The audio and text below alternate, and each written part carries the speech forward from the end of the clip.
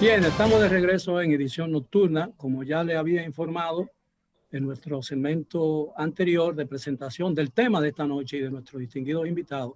Vamos a referirnos o vamos a tratar sobre el tema relacionado con el juicio por corrupción que se le siguen a varios dirigentes políticos dominicanos pertenecientes a uno y otro partido político.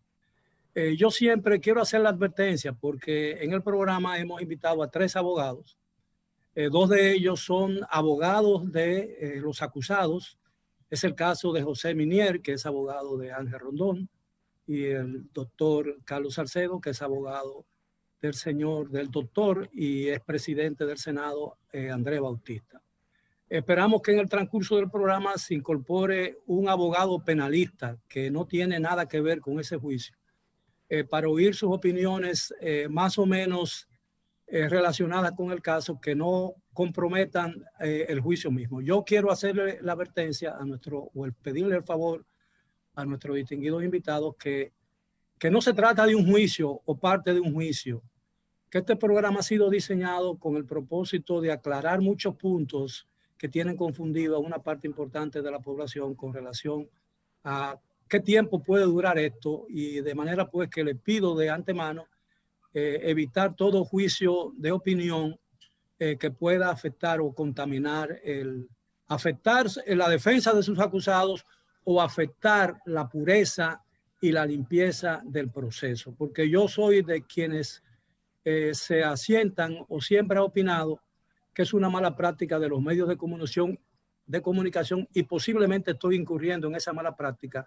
de ventilar los juicios que pertenecen a un tribunal, llevarlo a los medios de comunicación.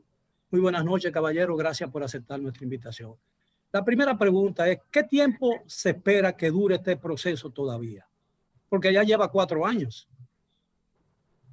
El proceso, Miguel, gracias por la invitación. Lo primero es, tiene 4 años, pero no por culpa de los imputados. Recuérdate que cuando piden medida cautelar, que se declara complejo el proceso, después que se vence el plazo de presentar acusación, el Procurador General de la República solicita prórroga de la medida.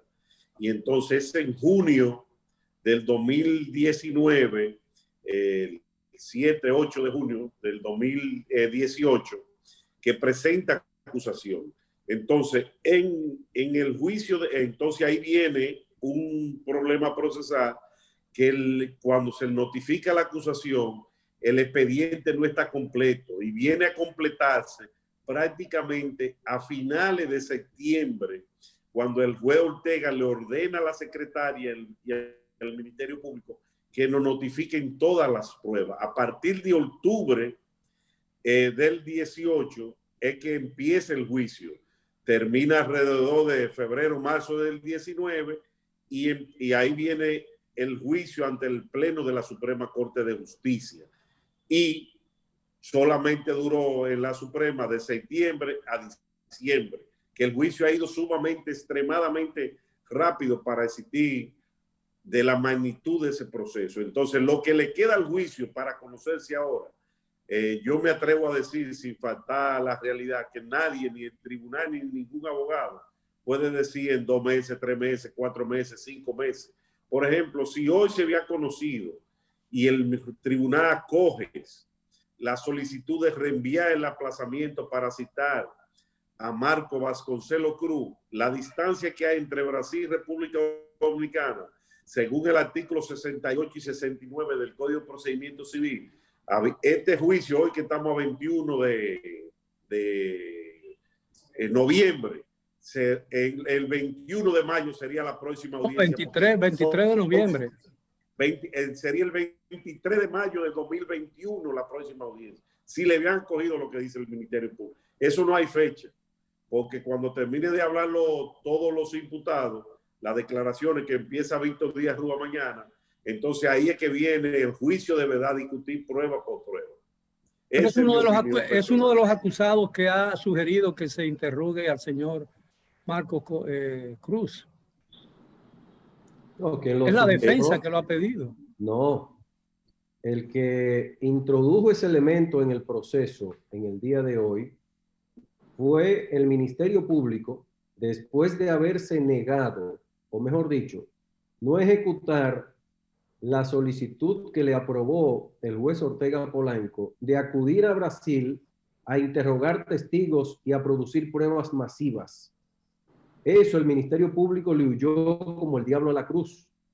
No lo hizo, a pesar de que en su momento todas las defensas, en virtud del principio de contradicción, estaban reclamando la participación activa, la apertura del expediente, es decir, de la carpeta fiscal, para que nosotros pudiéramos producir pruebas a descargo, igual que las pruebas de cargo que ellos estaban de antemano ya prehaciendo. Como esas pruebas no le convenían en ese momento, conforme a la estrategia del Ministerio Público de entonces, es decir, de Jean Alain Rodríguez y sus adláteres, entonces no produjeron esa prueba. Ahora que se ven ya con el derrumbe de la acusación de entrada, con informaciones que debieron en aquel tiempo conocer de boca de Marco Vasconcelos Cruz, quieren que Marco Vasconcelos Cruz venga aquí al juicio. Pero resulta que ya hoy se le rechazó eso, que en ocasión de las circunstancias, entre comillas, nuevas, que surgieron en el día de hoy, había que traerlo. Y legalmente, como se lo demostró el tribunal en su decisión, no solamente en una primera instancia, sino que recurrieron en oposición la gente del Ministerio Público y también se les rechazó. Por lo tanto, no fue la defensa, sino el Ministerio Público que solicitó esta prueba de Marco Vasconcelos Cruz. Ahora, lo que realmente no entiende mucha gente todavía, a pesar de que este juicio está muy avanzado, es porque se discute la confesión que hizo en su momento la propia compañía, que admitió ante las autoridades dominicanas que había incurrido en dar sobornos para beneficiarse y favorecerse en la construcción de muchas obras en muchos otros países, como el caso de Perú, el propio Brasil, Venezuela y muchos otros países, incluyendo la República Dominicana. Ese tipo de declaración y esa admisión, ¿qué papel juega en el proceso? Bueno, porque no fue el Ministerio Público, no fue el Ministerio Público que introdujo el tema, fue la propia empresa que admitió haber dado 92 millones de dólares. No, mira lo que pasa, Miguel. En Brasil, cuando se abre el proceso de Lava Jato, el Odebrecht llega a un acuerdo con el fiscal federal de Brasil y es homologado ante un juez federal. Y ellos admiten que son los únicos que han sobornado funcionarios, lo único directamente, los autores materiales. Y en 21 de diciembre de 2016 firma un acuerdo de admisión de culpabilidad Estados Unidos, Brasil y Suiza. Ahí en el capítulo República Dominicana ellos admiten que ellos fue que dieron los 92 millones de dólares. Cuando el expediente se abre aquí, la investigación en enero del 2017, entonces Odebrecht en marzo firma un acuerdo con la Procuraduría General de la República admitiendo los hechos que ellos son los únicos. Odebrecht ha sido coherente con eso. ¿Qué es lo que tenía que hacer Odebrecht? Mejor dicho, el Ministerio Público. Con esas delaciones que ellos dieron en Brasil, en Estados Unidos y aquí, buscar pruebas vinculantes con esos coimputados que están ahí. ¿Qué sucede? Que el proceso penal se establece por etapa. Hay una etapa preparativa o investigativa. Cuando presentan actos conclusivos, eso se llama etapa intermedia. Por ende, lo que no se hizo en la etapa investigativa o en la etapa preparatoria, eso se llama preclusión, precluyó. Tú no puedes retrotraer el proceso a una etapa anterior. ¿Qué sucede? Que ellos no investigaron ni interrogaron a Marco Vasconcelos Cruz ni a ninguno de los ejecutivos de Odebrecht. Y solamente se llevaron, le dieron credibilidad a las delaciones que dieron en Brasil. Y con esa delación en Brasil solicitaron medida cautelar y solicitaron auto de apertura a juicio. Ahora tienen el gran dilema, el gran problema, que esas delaciones la aportaron como documento y no aportaron a los delatores como testigos para incorporarlo. Para que el pueblo entienda, la sociedad, todos los televidentes tuyos, es por ejemplo, un fiscal con la policía de la Dirección de Drogas hace un allanamiento en X casa. Ese acta de allanamiento que se aporta en un acto conclusivo y un juicio de fondo debe aportarse o al fiscal que hizo el allanamiento para que pueda dársele lectura a ese acta de allanamiento o a cualquiera de los policías que actuaron y firmaron el acta de allanamiento, por una sencilla razón. Ese acta de allanamiento o esa delación premiada, tú no la puedes sentar en el banquillo de los acusados para hacerla contradictoria. ¿Cómo tú le haces el contraexamen a eso sin el testigo o el delator que lo hizo? Esa es una gran falencia que tiene ese proceso. Esa es una gran discusión. El guión entonces, si deduzco de su declaración, doctor Minier, el guión que sigue el Ministerio Público de hoy aparentemente parece el mismo del guión que seguía el Ministerio Público anterior a este. El problema es que el guión, un segundo, Carlos. Porque los argumentos que usa la defensa parecería ir en contra de los argumentos, evidentemente en contra de los argumentos del Ministerio Público, que parecen ser los mismos. No, ahí radica la gran confusión. No. El problema es que hay una defensa negativa donde los imputados están negando los hechos. Por ejemplo, para que tú tengas una idea, por ejemplo, el cliente de Carlos, en esa acusación hay 518 páginas. No hay una línea, no hay una transferencia, no hay un cheque, no hay nada que diga que Rondón le dio ni 100 pesos ni $1 millón. Absolutamente nada. No hay un testigo, no hay un video. No hay absolutamente nada. Eso está huérfano de prueba vinculante. Absolutamente. Solamente esa persona está ahí por la irresponsabilidad del juez de la instrucción que validó todo eso para que un juez de fondo decida si hay prueba o no hay prueba en ese sentido. Mira, Miguel, cuando una cosa está mal hecha en su génesis, en su inicio, se puede comparar con el árbol que crece torcido, permanece torcido. En el derecho procesal penal, enderezar una acusación es prácticamente un hecho heroico. Si tú hiciste una acusación mal hecha, que no se corresponde con lo que la norma dicta, es decir, haber investigado adecuadamente, seriamente, responsablemente y objetivamente. Si no hiciste eso y no lo hiciste ampliamente en el sentido de buscar prueba de cargo y prueba de descargo, sin hacer selecciones previas, aquí lo que hay es claramente una selección premonitoria, es decir, anterior a la ocurrencia de la propia acusación, anterior a los propios arrestos espectaculares que se dieron el 29 de mayo del año 2017. Había ya una clara identificación de las personas que iban a ser sometidas, pero al mismo tiempo el tapado, el escondite de aquellos que no se podían traer al proceso para poder protegerlos. Entonces, ¿qué es lo que ha pasado? Que ese guión del que tú hablas es un guión que ahora los mismos ministerios públicos que estaban litigando en el caso desde antes son los mismos que son la cabeza visible de la litigación. Pero ahora se contradicen. Los que no querían que viniera Marco Vasconcelos Cruz y no lo pusieron en la acusación, quieren a la fuerza, como si fuera un forceps, ¿verdad? Sacar, como el mago aquel, debajo de la manga, la paloma.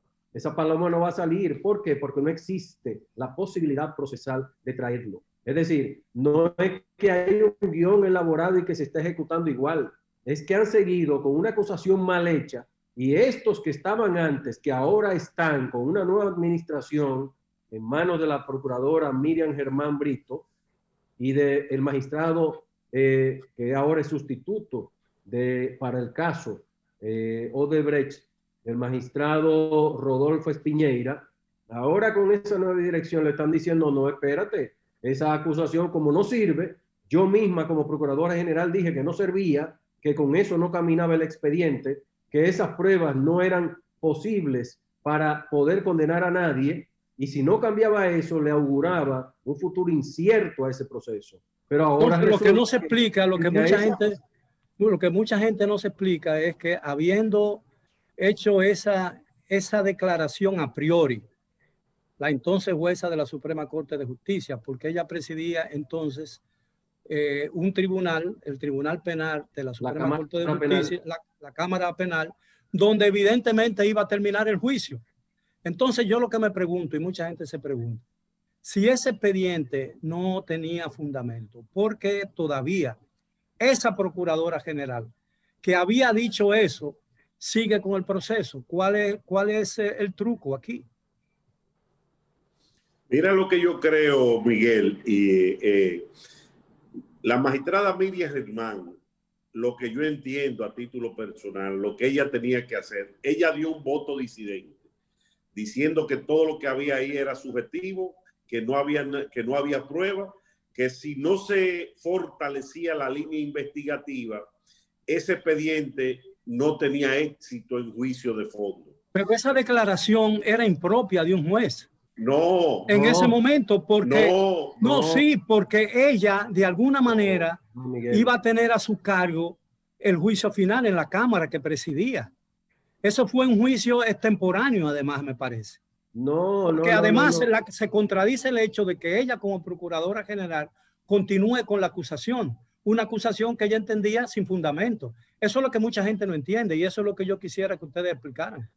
Miguel, mira. Sí, pero para terminar la idea, Carlos, para terminar la idea, lo primero, el juicio que ella da, ¿por qué da ese voto disidente? Es para justificar que no se le podía imponer ninguna medida cautelar a esos 14 imputados, que no había prueba vinculante para ponerle medida cautelar. Pero más aún, Miguel, lo que yo entiendo que tenía que hacer la magistrada Miriam Germán Brito, cuando a ella la nombran procuradora, ya ella tiene que entender que ella no es un tercero imparcial como cuando ella era juez. Ya ella es parte de un proceso. Como ella es parte de un proceso, ella tenía que decirle a Wilson Camacho, que está desde el primer día con ese expediente hasta el día de hoy, es decirle a Wilson Camacho y a Jenny Berenice, aparte de la prueba que tuvieron en la medida cautelar, ¿qué prueba adicional en el acto conclusivo hay para sustentar una condena a juicio que lo vincule en ese proceso a esos imputados? No hay ninguna. Ella, como parte de un proceso, lo que tenía que hacer responsablemente, así como dio ese voto disidente, era desistir de la acción pública. Ese era el mejor favor que le hacía ella a la sociedad y desenmascarar ese expediente. Diferente a lo que está haciendo a ella inhibirse, Wilson Camacho entiende de que tiene proceso, que tiene un caso sin tener caso, para que sea por la presión mediática y los medios del populismo penal querer buscar una condena de presionar a esos tres jueces. Pero como acusadora, el Ministerio Público, no importa que ella se haya inhibido, porque ella sigue presidiendo el Ministerio Público. Y es el Ministerio Público el que sostiene la acusación. Pregunto yo desde mi perspectiva de lego en la materia.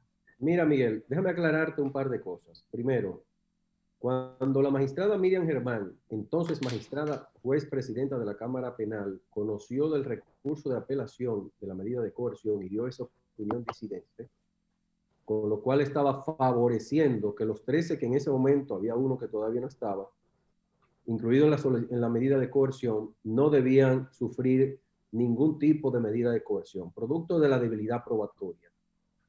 Lo que dice Minier tiene toda la razón y yo añado un elemento adicional. Miriam Germán Brito, aún todavía sin inhibirse, podía llamar a su cuerpo de investigadores, a los titulares del proceso, a los que iba a dejar o a los que iba a cambiar, y decirle, señores, aquí yo afirmé en aquel momento que frente a esta ausencia de prueba, este proceso no iba a ninguna parte. Ahora bien, como dice José Miguel, ¿hay alguna prueba adicional? Y yo le añado este elemento. Podían haber pruebas adicionales, pero si hay pruebas adicionales, a mí convénzanme de que son pruebas esenciales, relevantes y además que son pruebas suficientes para poder prever que puede haber un nivel de responsabilidad penal. Ni una cosa ni la otra. Ni hubo más pruebas, ni mucho menos hubo pruebas sustanciales que pudieran de alguna manera sostenerse. Y la segunda aclaración es que no es verdad que ella no podía conocer del proceso si mañana pudiera llegar el caso donde ella. Ningún juez puede actuar de esa manera. En el momento que es apoderado de un recurso, tiene que necesariamente, si no hay una causa objetiva o subjetiva de inhibición o de recusación, está obligada a decir derecho a responder al requerimiento de cualquiera de las partes. En este sentido, el Ministerio Público presentó una solicitud de medida de coerción que fue acogida en parte, fue recurrida por cada uno de los imputados y fue ante la Cámara Penal. Ahora bien, caballeros, si me lo permiten, tengo que hacer una pausa, doctores, así que vamos a regresar después de ella, porque el tiempo no lo controlo, así como ustedes no controlan el proceso. Yo tampoco controlo el tiempo en televisión. Vamos a hacer una breve pausa. Los amigos televidentes continúen con nosotros porque el tema es de vital interés para toda la opinión pública nacional.